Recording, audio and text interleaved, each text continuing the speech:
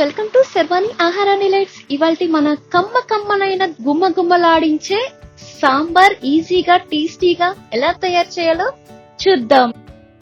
So ఇది మనం వచ్చేసరికి టిఫిన్ లో గానీ, నైట్ డిన్నర్ లో గానీ, ఆఫ్టర్నూన్ లంచ్ లోకి వేసుకుంటే అస్సలు ఎంత బాగుంటదండి. చూడండి ఎంత చిక్కగా ఎంత బాగుందో. మీరు ట్రై చేసి చూడండి. Let's start. ఎలా తయారు చేయాలో చూద్దాం రండి. దీనికి కావాల్సిన ఇంగ్రీడియంట్స్ వచ్చేసరికి ముందుగా మనం 2 ఉల్లిపాయలు తీసుకోవాలండి. చిన్న ఉల్లిపాయలు కట్ చేసేసుకోండి. చిన్న పీసెస్ గా కాకుండా మీకు పొడుగ్గా కావాలంటే చేసుకోండి. కట్ చేసేసుకున్నాక వచ్చేసరికి మీరు 2 బెండకాయలు తీసేసుకోండి. బెండకాయలు వచ్చేసరికి వేసుకొని ఒక 2 టమాటాలు అని 2 పచ్చిమిరపకాయలు, ఒక ఉల్లగడ్డ ఉంటే ఉల్లగడ్డ కట్ చేసేసుకోండి. కొంచెం కరేపాకు తీసుకోండి. దీంట్లో వచ్చేసరికి మీకు మునక్కాయ ఉంటే మునక్కాయ తీసేసుకోండి. ఇంట్లో క్యారెట్ ఉన్నా తీసేసుకోండి. తర్వాత వచ్చేసరికి మీకు ఏ వెజిటేబుల్స్ ఉన్నా వేసేసుకోవచ్చు. చాలా బాగుంటదండి. అక్కడక్కడ ముక్క తగులితే ఎంత బాగుంటుందో సాంబార్ టేస్ట్.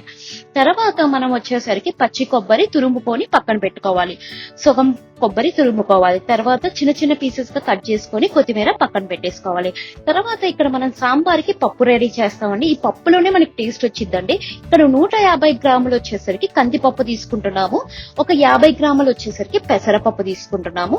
అది కడుక్కొని కుక్కర్ లో వేసేసుకున్నాక కొన్ని వాటర్ పోసేసుకొని ఒక 5 విజిల్స్ తెప్పించుకుంటే, కొంచెం విజిల్ తీసేసుకున్న మూత తీసేసుకొని కొంచెం ఉప్పు వేసేసుకొని మనం మెత్తగా చేసేసుకోవాలి.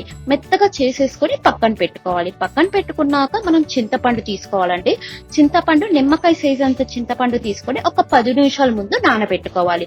అది బాగా మెత్తగా చేసుకొని గుజ్జు చేసుకొని ఆ చింతపండు రసం గిన్నెలోకి తీసుకొని ఒక 1 లీటర్ వాటర్ పోసుకోవాలి. పోసుకున్నాక ఇందాక మనం అన్ని వెజిటేబుల్స్ కట్ చేసేసుకున్నాం కదా, ఆ వాటర్ లో పోసేసుకోవాలి. ఒక 2 చిన్న పీసెస్ పచ్చిమిరపకాయలు చిన్న పొడుగ్గా కట్ చేసుకుని వేసేసుకోవాలి. ఉల్లగడ్డ ఉంటే ఒక పెద్ద ఉల్లగడ్డ పీసెస్ గా కట్ చేసేసుకొని వేసేసుకోండి. తర్వాత టమాటాలు వేసేసుకోండి. హోటల్ స్టైల్లోనే ఉంటదండి. మనం ఇంట్లో కూడా ఇలా ప్రిపేర్ చేసుకోవచ్చు. సేమ్ బయట ఎలా ఉంటుందో అలానే ఉంటదండి. చాలా బాగుంటది. ఇది మనకి వడల్లోకి గానీ, ఇడ్లీలోకి గానీ ఏమీగా ఉంటదండి. మీరు ఒకసారి ట్రై చేసి చూడండి. డెఫినెట్ గా ట్రై చేస్తేనే ఈ టేస్ట్ మీకు అర్థమైంది. తర్వాత అవన్నీ వెజిటేబుల్స్ వేసేసుకున్నాక, ఉల్లిపాయలు టమాటో అవన్నీ వేసేసుకున్నాక, ఇక్కడ మనం పచ్చి కరేపాకు వేసుకుంటున్నాం. అది కూడా వేసేసుకున్నాక ఇక్కడ తగినంత కల్లుప్పు వేసేసుకోండి. 1 టేబుల్ స్పూన్ ఉప్పు వేసేసుకోండి. మీకు సరిపోతే తర్వాత వేసుకోండి లాస్ట్ లో.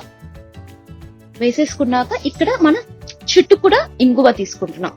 ఇంగువ వేసేసుకున్నాక ఇక్కడ మనకి టేస్ట్ కోసం 2 టేబుల్ స్పూన్ బెల్లం వేసేసుకుంటున్నాం. మనకి సాంబార్ తినేటప్పుడు అక్కడక్కడ తీపి తగిలిద్ది. తీపి ఎందుకు తగిలిద్ది అంటే మనం అక్కడ బెల్లం వేసుకోవాలి. బెల్లం ఒక 2 టేబుల్ స్పూన్ వేసుకున్నాక కొంచెం చుట్టూ కూడా పసుపు వేసేసుకోండి. పసుపు వేసేసుకొని తాలింపు గింజలు వేసేసుకోవాలి. తాలింపు గింజలు ఆల్రెడీ మీకు తెలిసి ఉంటది. కొంచెం ఆయిల్ పోసేసుకొని ఆవాలు, జీలకర్ర, మినపప్పు, కరివేపాకు, ఒక ఎండుమిరపకాయ వేసుకొని వేగించేసుకొని దాంట్లో డైరెక్ట్ గా వేసేసుకోవాలి. వేసేసుకున్నాక ఆ గిన్నె స్టవ్ వెలిగించి లో ఫ్లేమ్ లో పెట్టుకొని గిన్నె పొయ్యి మీద పెట్టేసుకున్నాక ఒక 10 నిమిషాలు బాగా ఉడకబెట్టుకోవాలండి. ముక్క చూడండి అలా పట్టుకుంటే ఉడికేలాగా ఉండాలి. ఉడికినాక మీకు ఇందాక మనం పప్పు చేసుకున్నాం కదా, ఆ పప్పు మొత్తం దాంట్లో వేసేసుకోవాలి. సాంబార్లో ఆ పప్పు వేస్తే మనకి చిక్కదనంగా చాలా బాగుంటది. ఆ ముక్కలకి పడుతూ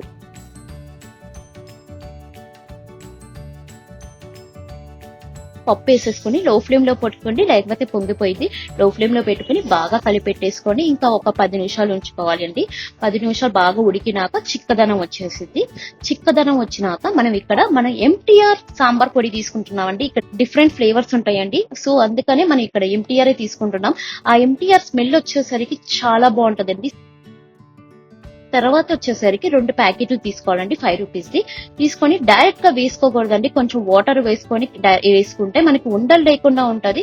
సో ఇది కంపల్సరీ అండి. కొంచెం వాటర్ పోసుకొని జావ్ చేసేసుకొని ఆ సాంబార్ పొడి దీంట్లో మనం చూడండి 5 నుంచి 10 నిమిషాలు అయిపోయినాక సాంబార్ ఉడికింది. కొంచెం చిక్కగా వచ్చింది.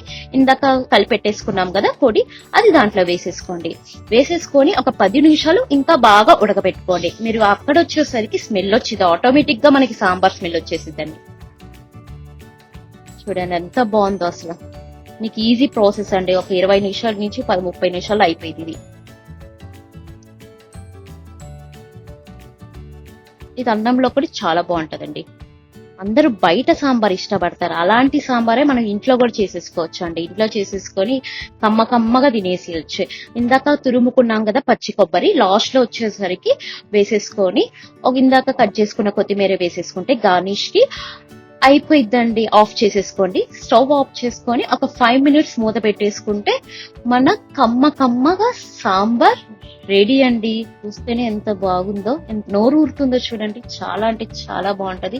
ఇది వడల్లోకి గాని, ఇడ్లీలోకి గాని, అన్నంలోకి గాని ఎంత ఎమీగా ఉంటది. మీరు ఒకసారి ట్రై చేసి చూడండి. ఈ వీడియో మీకు నచ్చినట్టయితే లైక్ చేయండి, షేర్ చేయండి మరియు సబ్స్క్రైబ్ చేయండి. Thank you.